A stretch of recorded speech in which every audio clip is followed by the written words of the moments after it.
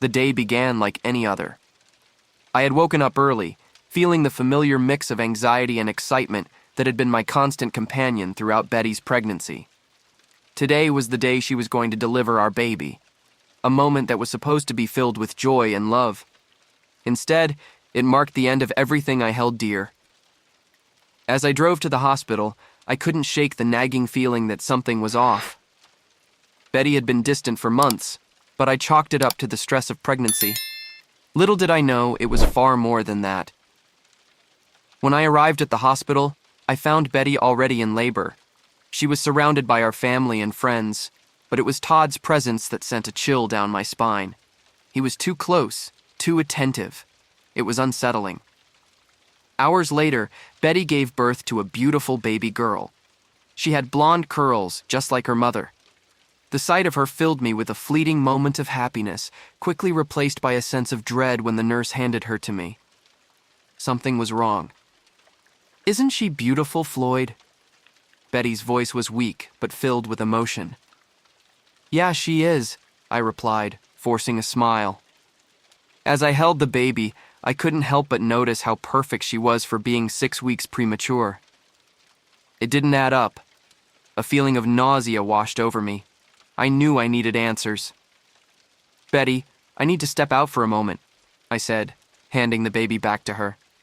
I walked out of the room and down the hall to find Todd. He was pacing nervously near the vending machines. "Todd, we need to talk," I said, trying to keep my voice steady. "What's up, Floyd?" he replied, looking everywhere but at me. "How long have we known each other, Todd? 20 years? 30? I began, my voice cracking. "Yeah, a long time," he said, still avoiding my gaze. "So tell me, how long have you been sleeping with my wife?" The words felt like acid on my tongue. Todd's face turned ashen. He stopped pacing and finally looked at me, guilt written all over his features. "Floyd, Save it," I snapped. "How long, Todd?" He swallowed hard. "It started a few months ago. It just happened, man. We never meant for it to go this far." I felt like I had been punched in the gut. I turned away, trying to process the betrayal.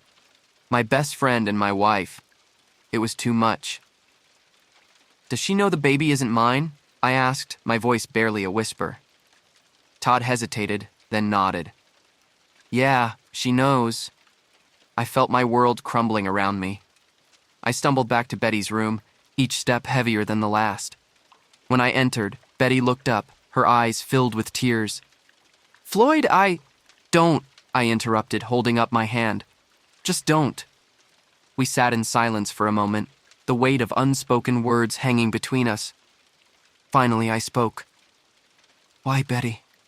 Why him?" She broke down, sobbing. "I don't know, Floyd. It just happened. I was lonely, and you were always so busy with work. Todd was there for me. I was busy trying to provide for our family, Betty. And you repay me by having an affair with my best friend." My voice rose with each word, the anger and hurt boiling over. Betty looked down, unable to meet my eyes. "I'm so sorry, Floyd. I never meant to hurt you." "Well, you did," I said, my voice cold. "You hurt me more than I ever thought possible." I turned and walked out, unable to bear the sight of her any longer. I found myself at a bar a few blocks away, drowning my sorrows in whiskey. My phone buzzed constantly with calls and messages, but I ignored them all. I couldn't face anyone right now. A few hours later, my phone rang again. This time, it was the hospital. "Mr. Johnson, we have the results of the DNA test," the doctor said when I answered. "And?" I asked, my heart pounding. "I'm sorry, but you are not the father." I hung up the phone and ordered another drink. As the bartender poured, I realized that my marriage was truly over. Betty's betrayal had destroyed everything we had built over the past 25 years. The beginning of the end had arrived, and there was no turning back. The drive home from the hospital was a blur. My mind kept replaying the confrontation with Todd and the revelation of Betty's infidelity. How could two people I trusted most in the world betray me like this? I felt as if my heart had been ripped out and stomped on, and the pain was unbearable. I parked the car and sat in the driveway, my hands gripping the steering wheel so tightly that my knuckles turned white. Memories of my friendship with Todd flooded my mind, mingling with the good times Betty and I had shared before everything fell apart. Todd and I met in elementary school. We were inseparable from the start, bonding over our love for baseball and comic books. As we grew older, our friendship deepened. We went through the ups and downs of life together, school, heartbreaks, and the inevitable awkward phases of adolescence. Vanessa smiled. I was thinking we could rent a cabin by the lake. It would be a great way for all of us to spend some quality time together, away from the hustle and bustle of everyday life. That sounds wonderful, I said, feeling a surge of warmth. I'd love that. What do you think, Kayla?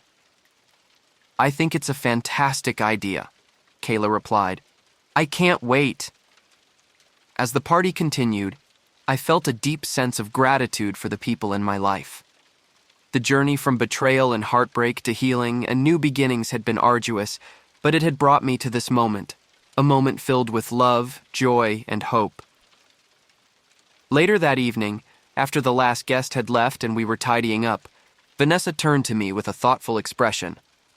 Floyd, there's something I've been wanting to ask you, she said, her voice tentative.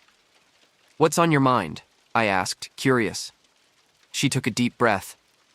I know we've talked about the future, and I feel like we're ready for the next step. How would you feel about getting married? Her words took me by surprise, but in the best possible way. I looked into her eyes, seeing the love and sincerity there, and felt a surge of emotion. Vanessa, I've been thinking the same thing, I said, my voice filled with emotion. I would love nothing more than to spend the rest of my life with you. Her face lit up with joy. Really? Really, I replied, pulling her into a tight embrace. Vanessa, will you marry me? Yes, Floyd, yes, she exclaimed, tears of happiness streaming down her face. We stood there, wrapped in each other's arms, feeling the weight of the moment and the promise of a future together. It was a beautiful culmination of everything we had been through and everything we had built together. As we moved forward with our wedding plans, we continued to nurture our relationship and our new life together. We made time for each other, supported each other's dreams, and found joy in the simple moments. One evening as we sat on the porch, watching the sunset, Vanessa turned to me with a contented smile. You know, Floyd, I never imagined I would find this kind of happiness again, she said softly. Thank you for being my partner and for believing in us. I squeezed her hand, feeling the same overwhelming gratitude. Thank you, Vanessa, for loving me, for being my rock, and for sharing this incredible journey with me. I can't wait to see what the future holds for us. As we watched the sun dip below the horizon, I felt a sense of peace and fulfillment. The road to this moment had been long and difficult, but it had brought me to a place of love and hope. With Vanessa by my side, I was ready to embrace whatever came next, knowing that together we could face anything. Our wedding day was a beautiful celebration of love and commitment, surrounded by friends and family who had supported us along the way. As I looked into Vanessa's eyes and spoke my vows, I felt a deep sense of certainty that we were meant to be together. Vanessa, you have brought light and joy into my life, I said, my voice steady with emotion. I promise to love you, support you, and cherish you for all the days of our lives. She smiled, her eyes filled with tears of happiness. Floyd, you are my rock and my best friend. I promise to stand by your side through good times and bad, and to love you with all my heart. With those words, we sealed our commitment to each other, ready to face the future together. The reception that followed was a joyous affair, filled with laughter, dancing, and heartfelt toasts from our loved ones. As the evening drew to a close, Vanessa and I shared a quiet moment together, reflecting on the journey that had brought us to this point.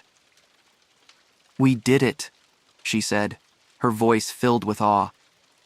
We're married." "Yes, we are," I replied, pulling her close, and I couldn't be happier. Looking back on the past year, I realized how far I had come. The pain of the divorce, the betrayal, and the uncertainty had given way to a new beginning filled with love and hope. With Vanessa by my side, I felt ready to embrace the future, confident in our ability to navigate whatever challenges lay ahead. As we stood there holding each other, I knew that we had found something truly special. Moving forward, we would continue to build our life together, one step at a time, with love as our guiding force. And so, with hearts full of hope and hands entwined, Vanessa and I stepped into our future, ready to face whatever came our way, together. I remembered the first time I introduced Todd to Betty. It was our junior year of high school, and Betty had just transferred to our school. She was the new girl, and I was instantly smitten. I worked up the courage to ask her out, and to my amazement, she said yes. I brought her to one of our baseball games. Todd and I played for the school team, and I wanted to show her off to my best friend. After the game, we all went out for ice cream. Todd and Betty hit it off right away. They became good friends, and I was happy that the two most important people in my life got along so well. Over the years, our friendship only grew stronger. Todd was my best man at our wedding, and I was his when he married his first wife, Jill. We shared countless memories, from drunken nights out to deep conversations about our dreams and fears. Todd was there for me through thick and thin, or so I thought. I replayed those memories in my mind as I sat in my car, feeling the sting of betrayal anew. How could he do this to me? Finally, I forced myself to go inside. The house felt eerily quiet without Betty. I poured myself a drink and sat on the couch, staring at the family photos on the wall. Each one felt like a lie now. Just as I was sinking deeper into my thoughts, my phone rang. It was Todd. "Floyd, can we talk?" His voice was tentative, almost pleading. "What the hell do you want, Todd?" I snapped, barely able to contain my anger. "Please, just hear me out," he begged. "Fine. Talk." "Floyd, I'm so sorry. I never meant for this to happen. Betty and we didn't plan any of it. It just happened," he said, his voice cracking. "You think that makes it better? You think saying it just happened excuses what you did?" I shouted, my rage boiling over. "No, of course not. I know I screwed up, and I know I've lost your trust, but I need you to understand that I never wanted to hurt you. Betty and we made a mistake," he said. "A mistake? A mistake is forgetting to take out the trash. Sleeping with your best friend's wife and getting her pregnant is not a mistake, Todd. It's a deliberate choice," I retorted. There was a long silence on the other end of the line. I could hear Todd's shaky breathing, and I knew he was struggling to find the right words. "I don't know what to say, Floyd. I just wanted to apologize and let you know that I'm here if you ever want to talk," he said finally. "There's nothing left to say, Todd. You and Betty have destroyed everything. I can't forgive either of you," I said, my voice cold and final. "I understand," he said quietly. "I'm sorry." I hung up the phone and threw it across the room in frustration. The anger and pain were too much to bear. I felt as if my entire world had been turned upside down. A few days later, I received a call from Jill, Todd's ex-wife. She had heard about what happened and wanted to offer her support. "Floyd, I can't believe what Todd and Betty did to you. I'm so sorry," she said, her voice filled with sympathy. "Thanks, Jill. It's been difficult, to say the least," I replied, grateful for her kindness. "Listen, if you ever need someone to talk to, I'm here. I know what it's like to be betrayed by Todd," she said. "Thank you, Jill. That means a lot," I said. As the days turned into weeks, I tried to keep myself busy.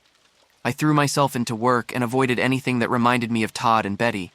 But no matter how hard I tried, the pain lingered, gnawing at me like a persistent ache. One evening, as I was cleaning out the garage, I came across an old photo album. It was filled with pictures of me, Betty, and Todd from over the years. I flipped through the pages, my heart heavy with nostalgia and regret. There was a photo of the three of us at a beach party, laughing and carefree. Another of us at a 4th of July barbecue, holding sparklers and grinning like idiots. Each picture was a reminder of the bond we once shared, a bond that had been shattered by betrayal. I slammed the album shut and tossed it aside, unable to look at it any longer. The memories were too painful, the betrayal too fresh. That night, as I lay in bed staring at the ceiling, I realized that my friendship with Todd was truly over. The trust we had built over decades was gone, and there was no way to get it back. Betty's betrayal had not only destroyed our marriage, but also the most important friendship of my life. The road to healing would be long and difficult, but I knew I had to start somewhere. It was time to let go of the past and begin the process of moving forward, no matter how painful it might be. The days following the birth of Betty's baby were a haze of pain and confusion. I could barely function, my mind constantly replaying the confrontation with Todd and the realization that my wife had been unfaithful. The DNA test had confirmed my worst fears, and now it was time to confront Betty. I returned to the hospital, my heart pounding in my chest. The hallway seemed longer than usual, each step echoing in the silent corridor. I finally reached Betty's room and took a deep breath before pushing the door open. Betty looked up as I entered, her eyes filled with tears. The baby was sleeping peacefully in the bassinet beside her bed. She opened her mouth to speak, but I held up a hand to stop her. "Floyd, please," she began, her voice trembling. "No, Betty. It's my turn to talk," I said, my voice shaking with barely suppressed anger. "How long has this been going on?" She looked down at her hands, unable to meet my gaze. "A few months," she whispered. "A few months?" I repeated, my voice rising. "You mean to tell me that for months you've been lying to me, pretending everything was fine while you were sleeping with Todd?" Tears streamed down her face. "I'm so sorry, Floyd. I never meant for it to happen. It just did." "It just did?" I snapped. "That's your excuse? You betrayed me, Betty. You betrayed our family. Do you have any idea what you've done?" She sobbed, covering her face with her hands. "I know, and I hate myself for it. But I was lonely, Floyd. You were always so busy with work, and I felt neglected. I was working to provide for us, for our family," I said, my voice breaking. "And instead of talking to me, you turned to Todd, my best friend?" "It was a mistake, Floyd. A terrible mistake," she cried. "A mistake?" I said, incredulous. "Sleeping with someone once might be a mistake, but carrying on an affair for months? That's a choice, Betty. A deliberate choice." There was a long silence, the weight of our shattered relationship hanging heavily in the air. Finally, I spoke again, my voice softer but no less pained. "How could you do this to us, Betty? To me? To our children?" She looked up at me, her eyes red and swollen. "I don't know, Floyd. I was lost, and Todd was there. But I know that doesn't excuse what I did. I'm so sorry. I don't know if I can ever forgive you," I said quietly. "You've destroyed everything we had." Betty reached out to touch my hand, but I pulled away. "I understand if you hate me, Floyd. I deserve it. But please, can we try to work through this, for the sake of our family?" "I don't know," I replied, feeling a lump in my throat. "I need time to think." I turned and walked out of the room, leaving Betty sobbing behind me. As I made my way down the hallway, I felt a mix of anger, sadness, and betrayal. I didn't know if I could ever look at her the same way again. That night, I sat alone in our living room, nursing a glass of whiskey. The house felt empty without Betty and the kids. My mind kept drifting back to our confrontation, replaying her words over and over again. Suddenly, the doorbell rang. I frowned, not expecting any visitors. I got up and opened the door to find Todd standing there, looking haggard and remorseful. "Floyd, can we talk?" he asked, his voice barely above a whisper. "What the hell are you doing here, Todd?" I demanded, my anger flaring up again. "Please, just hear me out," he pleaded. "I know I've messed up and I don't expect you to forgive me, but I need you to understand what happened." I stepped aside, letting him in. We stood in the foyer, the tension between us palpable. "Go on then," I said, crossing my arms. "Explain yourself." Todd took a deep breath. "It started when you were working those long hours. Betty and I spent a lot of time together trying to keep the kids entertained. We got closer, and one thing led to another. I know that doesn't justify what we did, but it wasn't planned. It just happened." "You keep saying that," I said, my voice cold. "But that's not good enough, Todd. You both made a choice to betray me." "I know," he said, his eyes filled with regret. "And I hate myself for it. But Betty and I, we never meant to hurt you. We never wanted it to go this far." "But it did," I replied. "And now I have to live with the consequences of your actions." Todd looked down, unable to meet my gaze. "I don't expect you to forgive me, Floyd. I just wanted to apologize and let you know that I'm here if you ever need to talk." "I don't need your apologies, Todd," I said, my voice steady. "What I need is time to figure out what to do next." Todd nodded, tears glistening in his eyes. "I understand. I'm so sorry, Floyd." I watched him leave, a sense of finality settling over me. As I closed the door, I realized that nothing would ever be the same again. The trust I had in Betty and Todd was shattered, and I didn't know if it could ever be repaired. I spent the rest of the night staring at the ceiling, the weight of their betrayal pressing down on me. The path ahead was uncertain, but one thing was clear. The life I once knew was gone forever. The days after the confrontation with Betty and Todd were a blur of emotions. I felt anger, betrayal, sadness, and confusion all at once. Despite everything, a part of me still wanted to try and salvage what was left of my marriage. The thought of our family falling apart completely was too much to bear. Betty and I decided to seek the help of a marriage counselor. We found a highly recommended therapist, Dr. Elizabeth Warren, who specialized in helping couples navigate through infidelity. Our first appointment was set for a Friday afternoon, and I arrived at the office with a mixture of hope and dread. Dr. Warren's office was warm and inviting, with comfortable chairs and soft lighting. As I sat down next to Betty, I could feel the tension between us. Dr. Warren greeted us with a warm smile and gestured for us to begin. "Thank you both for coming. I know this isn't easy," she said, her voice soothing. "Let's start with why you're here today." I glanced at Betty, who looked down at her hands, then took a deep breath and began. "We're here because Betty had an affair with my best friend, Todd. It's been incredibly painful for me, and I don't know if I can ever forgive her.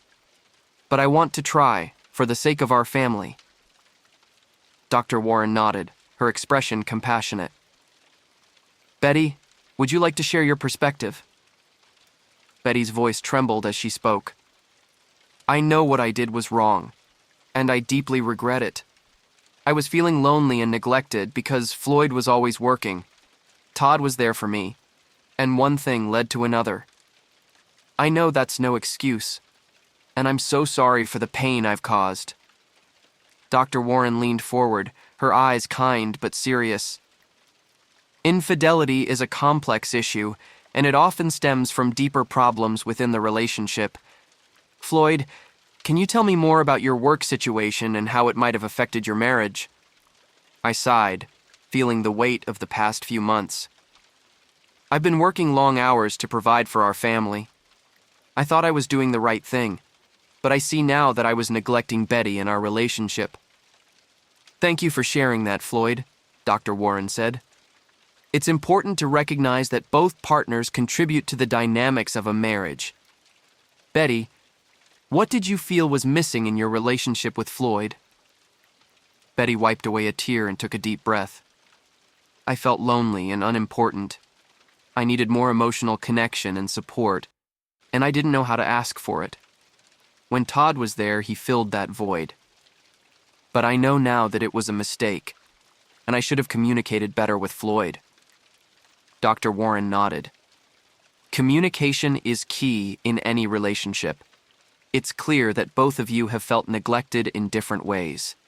Rebuilding trust will take time, effort, and open communication.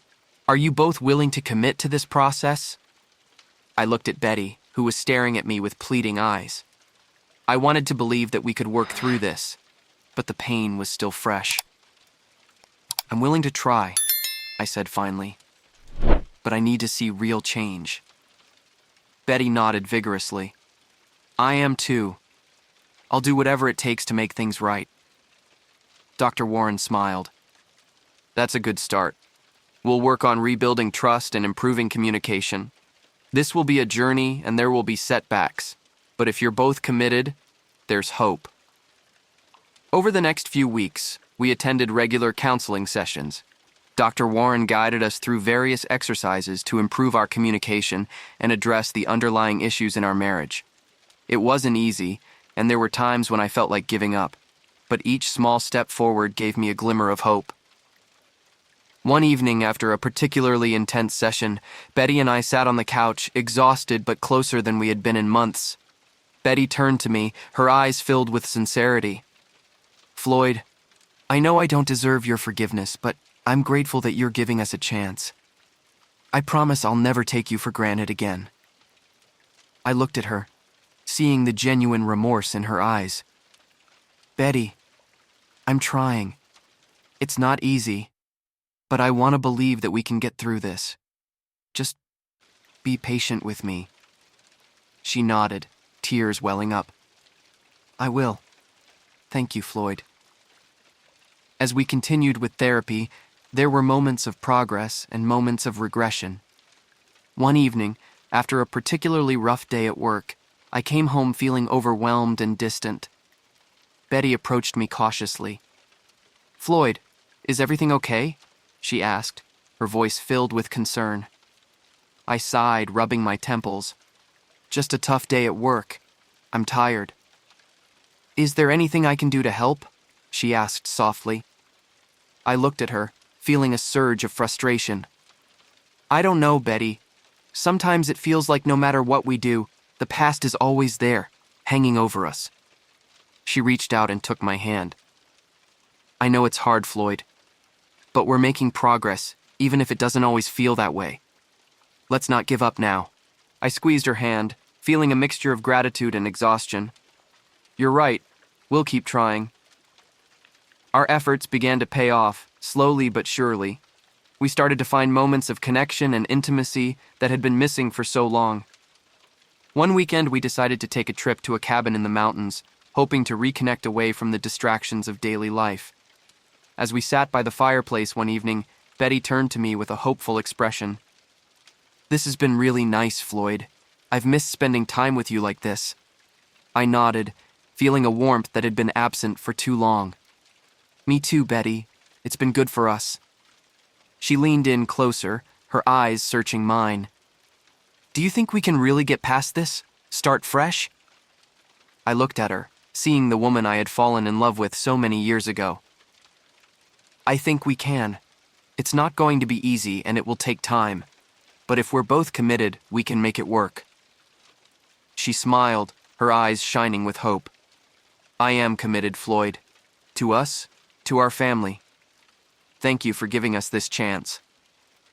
I pulled her into a hug, feeling a sense of peace that had been elusive for so long.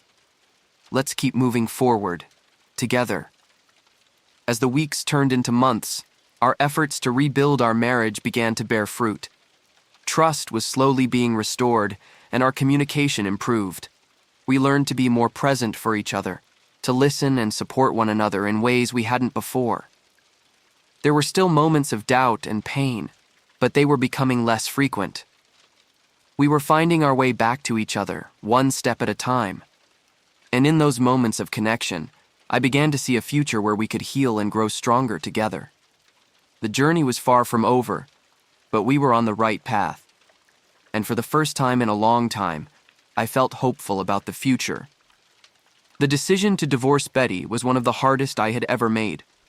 Despite our attempts at reconciliation, the trust had been irrevocably broken, and the pain was too deep to ignore. The final counseling session with Dr. Warren was emotionally charged, filled with tears and reluctant acceptance. Floyd, I understand your decision, Dr. Warren said gently. Divorce can be a path to healing when reconciliation isn't possible. Both of you need to focus on what's best for yourselves and your children now. Betty sat next to me, her eyes red from crying.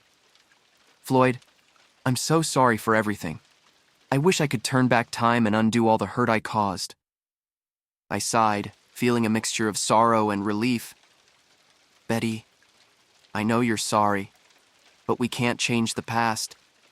All we can do is move forward, for the kids. The divorce process was a whirlwind of paperwork, legal meetings, and difficult conversations. The hardest part was telling our children. Kayla, our teenage daughter, and Tommy, our younger son, took the news with a mix of confusion and sadness. Why are you doing this? Kayla demanded, her eyes filled with tears. Can't you just work it out? I knelt in front of her, trying to keep my voice steady. Kayla, we tried, but sometimes, despite our best efforts, things don't work out. This isn't about you or Tommy. We both love you very much. Tommy clung to Betty, his face buried in her shoulder. I don't want you to go, Dad. I'll still be here for you, Tommy, I said, my heart breaking. We're just going to be living in different houses. Betty and I worked out a joint custody arrangement. The kids would split their time between our two homes. We both agreed that maintaining stability for Kayla and Tommy was the top priority. But the logistics were challenging, and the emotional toll was even greater. Moving out of the house was another painful step. I found a small apartment not far from our old home. Packing up my belongings, I came across reminders of our life together.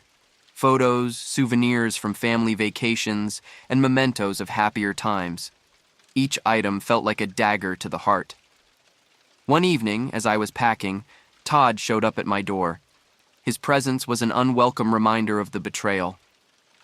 What do you want, Todd? I asked, not bothering to hide my disdain. Floyd, I just wanted to see how you're doing, he said, his expression filled with regret. I know I'm the last person you want to see right now, but I'm genuinely sorry for everything. I stared at him, my anger simmering just beneath the surface. Your apologies don't mean much now, Todd. You and Betty destroyed everything I held dear. Now I have to pick up the pieces. I understand, he said quietly. If there's anything I can do. There isn't, I interrupted. Just stay away from me and my family. Todd nodded, a look of defeat crossing his face. I'll respect your wishes. I'm truly sorry, Floyd.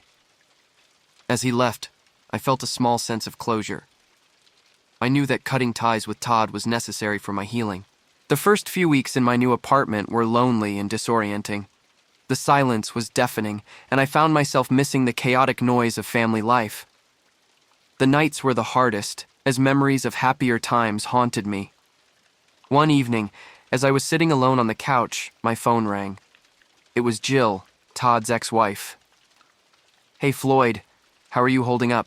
She asked, her voice warm and concerned. I'm managing, I replied. It's been tough, but I'm trying to take it one day at a time. I wanted to let you know that I'm here for you, Jill said. If you ever need someone to talk to, don't hesitate to reach out. Thanks, Jill. That means a lot, I said, feeling a surge of gratitude. We talked for a while, sharing our experiences and offering each other support. Jill had been through her own share of heartache with Todd, and her empathy was a balm to my wounded soul. As the months passed, I slowly began to adjust to my new reality. I focused on my work, pouring my energy into projects to keep my mind occupied. I also started reconnecting with old friends and finding solace in their company. One evening, I received a call from Kayla. She sounded upset. Dad, can we talk? She asked, her voice shaky. Of course, sweetheart. What's wrong? I asked, concern flooding my voice. It's just, everything feels so different now. I miss having you around all the time, she said, tears evident in her voice. I miss you too, Kayla, I said softly. But remember, I'm always here for you, no matter what. We can get through this together. I know, Dad. It's just hard, she replied. I understand, honey. It's hard for all of us. But we'll find a new normal, I promise, I said, trying to reassure her. Visits with the kids became the highlight of my week. We made the most of our time together, finding new activities to enjoy and creating new memories. It wasn't the same as before, but it was a start. One weekend, as I was helping Tommy with his homework, he looked up at me with a serious expression. "Dad, do you still love Mom?" he asked, his eyes searching mine. I paused, choosing my words carefully. "Tommy, I will always care about your mom because she's the mother of my children. But sometimes things happen that make it hard for people to stay together. That doesn't change how much we both love you and Kayla." Tommy nodded, seeming to understand on some level. "I love you, Dad." "I love you too, buddy," I said, pulling him into a hug. As time went on, the pain of the divorce began to dull, though it never fully went away. I found strength in my children and the support of friends like Jill. Slowly but surely, I started to rebuild my life, one day at a time. One evening, I decided to call Betty. It had been a few months since the divorce was finalized, and I felt ready to have a civil conversation. "Hello, Betty," I said when she answered. "Floyd, hi," she replied, sounding surprised. "How are you?" "I'm doing okay," I said. "I wanted to talk about the kids and how we're handling everything. I think it's important that we stay on the same page for their sake." "I agree," she said. "I've been thinking about that too. We need to work together, even if it's hard." We talked for a while, discussing co-parenting strategies and ways to support Kayla and Tommy through the transition. It was a difficult conversation, but it felt productive. "Thank you for calling, Floyd," Betty said softly. "I know it's not easy." "It's what we need to do for the kids," I replied. "They deserve the best from both of us." As I hung up the phone, I felt a sense of relief. The road ahead was still uncertain, but I was determined to navigate it with as much grace and strength as I could muster. The aftermath of the divorce had been a journey of pain, growth, and healing. While the scars of betrayal would always be there, I was learning to move forward and find a new sense of normalcy. And in that journey, I discovered a resilience I never knew I had. The months following the divorce were a mix of emotional upheaval and gradual healing. I threw myself into my work, trying to find some semblance of normalcy amidst the chaos.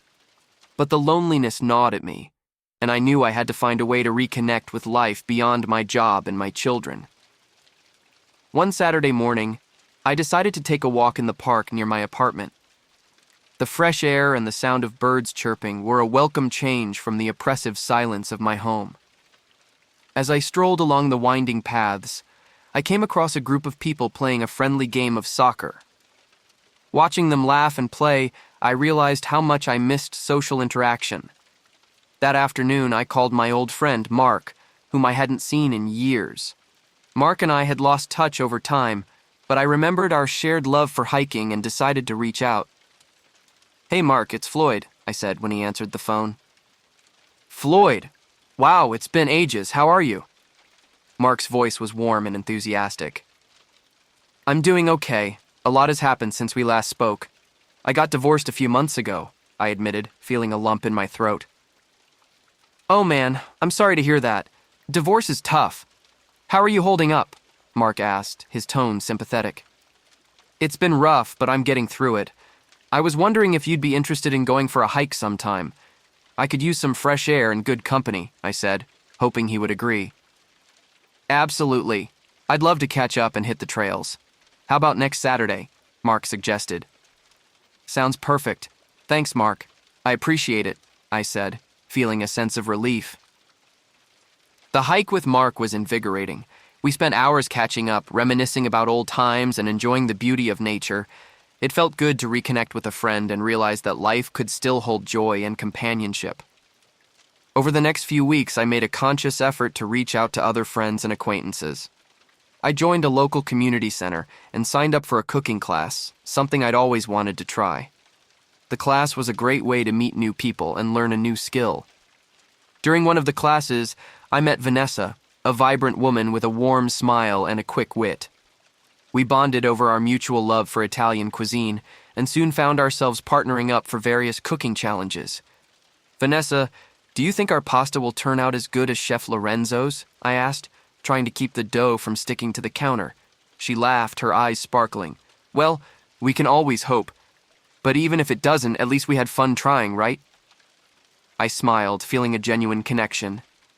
"Absolutely. This has been a blast." After a few classes, Vanessa and I started hanging out outside of the cooking sessions. We went to local farmers markets, explored new restaurants, and even took a couple of day trips to nearby towns. Our friendship blossomed naturally, and I found myself looking forward to our time together. One evening, as we were walking along the riverfront after dinner, Vanessa turned to me with a thoughtful expression. "Floyd, can I ask you something personal?" she began. "Of course," I replied, curious about what was on her mind. "How have you been coping with the divorce?" "I know it can't be easy," she said gently. I took a deep breath, considering her question. "It's been a roller coaster, honestly. There are days when I feel like I'm making progress, and other days when the pain feels just as fresh as the day it happened. But reconnecting with friends, meeting new people like you, and finding new hobbies have helped a lot." Vanessa nodded, her expression compassionate. "I'm glad to hear that. I went through a tough breakup a few years ago, and it took me a while to find my footing again. But having good people around me made all the difference."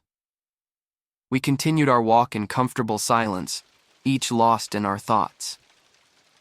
I realized that Vanessa had become an important part of my healing process. Her presence was a source of comfort and joy, and I was grateful for her friendship. One Saturday, Vanessa invited me to a small gathering at her apartment. It was a mix of her friends and colleagues, and I was a bit nervous about meeting new people. But Vanessa's warm hospitality and the relaxed atmosphere quickly put me at ease. As the evening progressed, I found myself laughing and chatting with her friends, feeling more at home than I had in a long time. Vanessa introduced me to her close friend, Sarah, who shared my interest in hiking. We made plans to go on a group hike the following weekend. During a quiet moment, Vanessa pulled me aside. "I'm really glad you came tonight, Floyd. It's been great getting to know you better." "Thank you, Vanessa. I appreciate you inviting me. I've had a wonderful time," I said sincerely. She smiled, her eyes meeting mine. "Me too."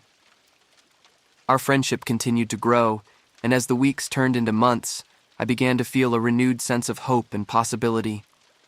Vanessa and I spent more time together, exploring new interests and supporting each other through life's ups and downs. One evening, as we sat on a bench overlooking the river, Vanessa turned to me with a serious expression. "Floyd, there's something I need to tell you," she said, her voice hesitant. I looked at her, concerned. "What is it, Vanessa?" She took a deep breath. "I've developed feelings for you. I didn't expect it to happen, especially after everything you've been through. But I care about you deeply, and I wanted to be honest with you." Her words took me by surprise, and I felt a mix of emotions. I had grown to care for Vanessa too, but I was unsure if I was ready for a new relationship. "Vanessa, I care about you too," I said slowly. "But I need to be honest as well. I'm still healing from the divorce, and I don't know if I'm ready for a new relationship just yet." She nodded, her eyes understanding. "I understand, Floyd. I don't want to rush you into anything. I just wanted you to know how I feel." I reached out and took her hand. "Thank you for being honest, Vanessa. Let's take things one step at a time and see where they go. I value our friendship and don't want to lose it." She smiled, her eyes softening. "That sounds good to me." As we sat there hand in hand, I felt a sense of peace. Reconnecting with life had been a journey of rediscovery, and Vanessa had become an integral part of that journey. Whether our relationship would evolve into something more remained to be seen, but for now, I was content to enjoy the present and cherish the connections I had made. The darkness of the past was slowly giving way to the light of new beginnings, and I was ready to embrace whatever the future held. The months rolled by, and with each passing day, I felt more settled into my new life. My relationship with Vanessa grew deeper, yet we took our time, respecting the pace that my healing required. She was patient and understanding, which only made me appreciate her more. Our bond strengthened not just through romantic moments, but also through the shared experiences and mutual support that characterized our friendship. One crisp autumn evening, Vanessa and I decided to visit a local fall festival.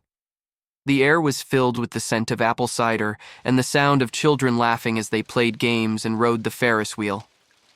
We strolled through the festival, hand in hand, enjoying the festive atmosphere. As we passed a booth selling handmade crafts, Vanessa pointed out a beautiful wooden picture frame. "Look at that, Floyd. It would be perfect for one of our photos from the hike last weekend." I smiled, appreciating her thoughtfulness. "It's lovely. Let's get it." We purchased the frame and continued exploring the festival. After a while, we found a quiet spot near a bonfire, where we sat down on a blanket and enjoyed the warmth of the fire. "Floyd, I've been thinking," Vanessa said, her voice contemplative. "How would you feel about taking a trip together? Just the two of us?" I looked at her, feeling a mixture of excitement and apprehension. "A trip? Where to?" "Anywhere you want," she replied with a smile. "Maybe a cabin in the mountains or a cozy bed and breakfast by the sea. I think it would be nice to get away for a while and spend some quality time together." I considered her suggestion, feeling a sense of longing for a change of scenery. "That sounds wonderful, Vanessa.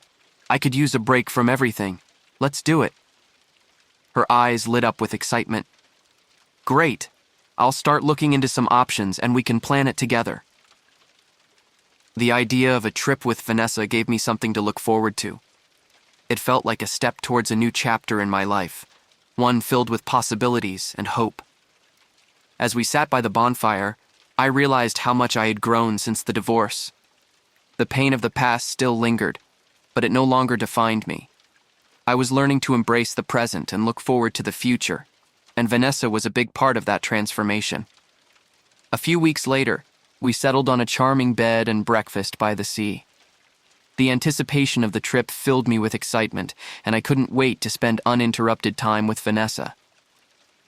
We packed our bags and set off on a crisp Friday morning, the drive filled with laughter and conversation.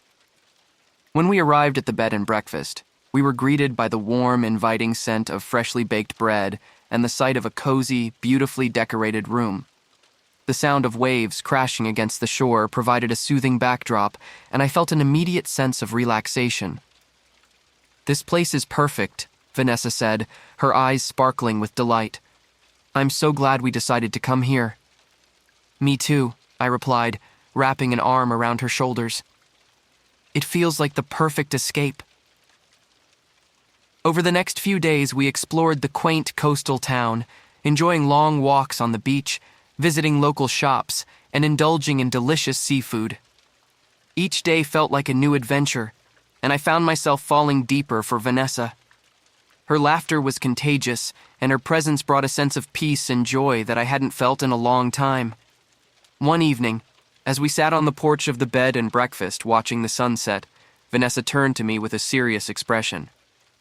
"Floyd, there's something I've been wanting to talk to you about," she said, her voice soft. "What is it?" I asked, sensing the importance of the moment. "I know we've been taking things slow, and I appreciate that. But I want you to know that I'm ready to take the next step, whenever you are," she said, her eyes filled with sincerity. "I love you, Floyd, and I want to build a future with you." Her words took my breath away. I had been cautious, afraid of getting hurt again, but hearing her speak so honestly made me realize that I felt the same way. "Vanessa, I love you too," I said, my voice filled with emotion. "You've brought so much happiness into my life, and I'm ready to take that next step with you." She smiled, her eyes brimming with tears of joy. "I'm so happy to hear that, Floyd." We kissed, the sunset casting a warm glow around us, It felt like a promise of a new beginning, one filled with love and endless possibilities. As we continued our trip, our bond grew even stronger. We talked about our dreams and aspirations, and for the first time in a long while, I felt genuinely excited about the future. Vanessa and I shared a vision of a life filled with love, adventure, and mutual support. Upon returning home, we began to take steps toward building our future together. We talked about merging our lives, finding a home that we could both call our own, and creating new traditions. The thought of this new chapter was exhilarating, and I felt a renewed sense of purpose and joy. One weekend, we visited a charming house on the outskirts of town. It was a cozy 2-story home with a beautiful garden and plenty of space for both of us. As we walked through the house, imagining our life there, I felt a sense of contentment and excitement. "What do you think, Floyd?" Vanessa asked, her eyes filled with hope. "I think this could be our home," I replied, smiling. "It feels right." We decided to make an offer, and a few weeks later, we moved into our new home. The process of settling in was filled with joy and anticipation. We decorated each room together, blending our styles and creating a space that felt uniquely ours. One evening, as we sat in our new living room, surrounded by unpacked boxes, Vanessa turned to me with a thoughtful expression. "Floyd, I can't believe how far we've come," she said, her voice filled with wonder. "From the pain of your divorce to building this new life together, it's been an incredible journey." I nodded, feeling a deep sense of gratitude. "It has. And I couldn't have done it without you, Vanessa. You've been my rock, and I'm so grateful for you." She smiled, her eyes shining with love. "And I'm grateful for you, Floyd. Here's to our new beginning." We clinked our glasses together, toasting to the future. The darkness of the past had given way to the light of new beginnings, and I felt a profound sense of happiness and fulfillment. With Vanessa by my side, I was ready to embrace whatever the future held, knowing that we would face it together. Settling into our new home with Vanessa felt like the beginning of a beautiful chapter in my life. Every day brought new opportunities to deepen our connection and build a future together. The house quickly became a sanctuary, filled with laughter, love, and the occasional disagreement that we navigated with mutual respect and understanding. One Saturday morning, I woke up to the smell of fresh coffee and the sound of soft humming. I found Vanessa in the kitchen preparing breakfast. The sight of her, bathed in the morning sunlight, filled me with a profound sense of contentment. "Good morning," I said, wrapping my arms around her from behind. "Good morning, sleepyhead," she replied with a smile. "I made your favorite, pancakes with blueberries." "You know the way to my heart," I chuckled, kissing her cheek. We sat down to eat, the atmosphere warm and cozy. As we enjoyed our breakfast, Vanessa brought up something we had been discussing for a while. "Floyd, I've been thinking about what you said the other day, about starting new traditions," she began, her eyes thoughtful. "I'd love to host a housewarming party and invite our friends and family. What do you think?" "I think that's a great idea," I said, nodding. "It'll be a wonderful way to celebrate this new chapter and bring everyone together." "Perfect. I'll start planning, and we can make it a day to remember," she said, her excitement palpable. The next few weeks were a flurry of preparations for the housewarming party. We worked together, cleaning, decorating, and making sure everything was perfect. Vanessa's enthusiasm was infectious, and I found myself looking forward to the event. The day of the party arrived, and our home was filled with the sounds of laughter and conversation. Friends and family mingled, enjoying the food and drinks we had prepared. It was a joyous occasion, a celebration of new beginnings and the bonds that held us together. As I was chatting with Mark and his wife, Sarah, I noticed Vanessa talking with my daughter, Kayla, by the garden. I excused myself and made my way over to them, curious about their conversation. "Hey, you two? What are you talking about?" I asked, joining them. "Dad, Vanessa was just telling me about her idea for a family vacation next summer," Kayla said, her eyes bright with excitement. "It sounds amazing." "Really? Tell me more," I said, intrigued. "Thank you for joining us on this emotional journey." If today's story resonated with you, or if you've experienced similar challenges in your relationships, remember you're not alone. We hope this video offers some insight or comfort as you navigate your own path forward. Don't forget to like, subscribe, and share your thoughts in the comments below. We value your perspectives and would love to hear your stories too. Join us next time for another profound exploration of the heart's resilience. Until then, take care and keep seeking your truth.